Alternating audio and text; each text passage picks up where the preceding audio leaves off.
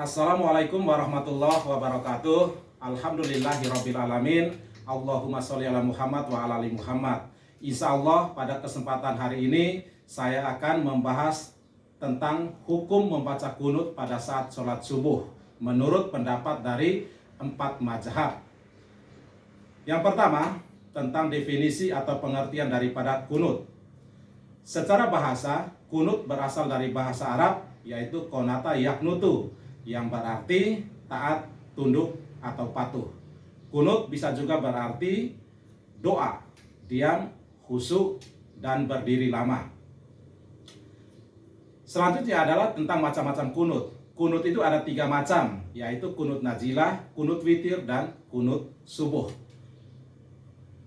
Yang berikut adalah tentang pendapat daripada 4 mazhab tadi, yaitu mazhab Syafi'i, mazhab Maliki, mazhab Hanafi, dan mazhab Hambali tentang hukum membaca kunut pada saat sholat subuh. Mazhab Syafi'i dan mazhab Maliki berpendapat bahwa membaca kunut pada saat sholat subuh hukumnya sunnah.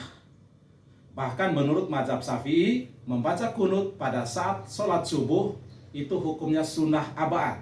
Apa itu sunnah abad? Sunnah abad yaitu sunnah yang terdapat di dalam sholat fardu yang ketika ditinggalkan maka harus menggantinya dengan sujud sahwi. Sedangkan menurut mazhab Hanafi dan mazhab Hambali, melaksanakan atau membaca kunut pada saat sholat subuh itu tidak disunahkan, kecuali kunut untuk sholat witir. Nah, selanjutnya dari segi pelaksanaan kunut pada saat sholat subuh, ada 2 mazhab tadi yang berpendapat bahwa sunnah hukumnya membaca kunut pada saat sholat subuh, yaitu mazhab Syafi'i dan mazhab Maliki. Dari segi pelaksanaannya, 2 mazhab ini memiliki perbedaan pendapat.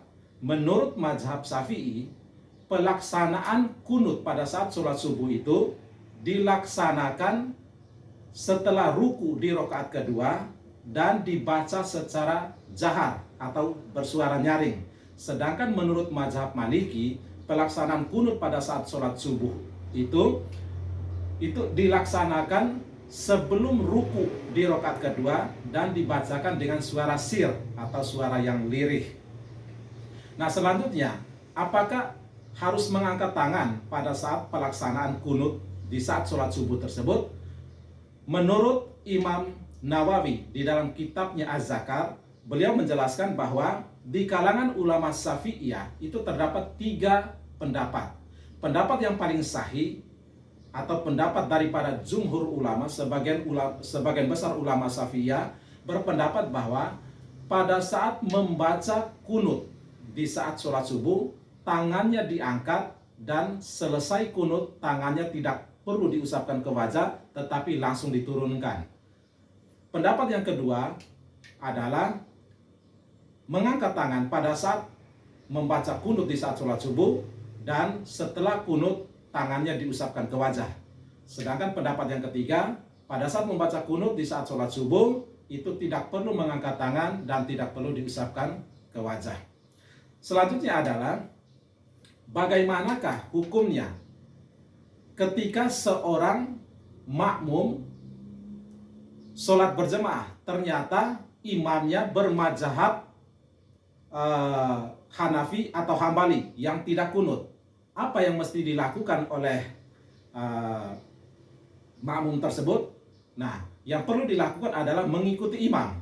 Ketika imamnya tidak kunut, ketika imamnya bermazhab Hanafi ataupun Hambali, maka meskipun makmum bermazhab Syafi'i atau Maliki, maka tetap wajib mengikuti imam. Sebaliknya, ketika makmumnya adalah kunut bermazhab Syafi'i, ketika imamnya bermazhab Syafi'i, dia kunut, ternyata makmumnya bermazhab Hanafi dan Hambali yang tidak kunut. Apa yang mesti dilakukan? Maka ikuti imam.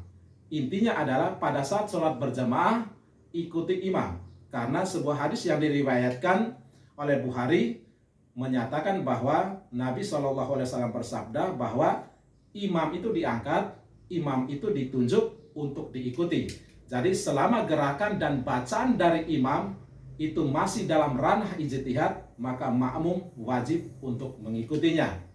Dan kesimpulannya adalah, yang pertama, apakah membaca kunut pada saat sholat subuh ataupun tidak membacanya itu tidak masalah. Yang menjadi masalah adalah ketika tidak sholat subuh. Nah, semoga pembahasan yang singkat ini bermanfaat. Terima kasih atas perhatiannya. Wallahu a'lam bishawab. Subhanakallahumma wa bihamdika asyhadu an la ilaha illa anta astaghfiruka wa atubu ilaik. Wassalamualaikum warahmatullahi wabarakatuh.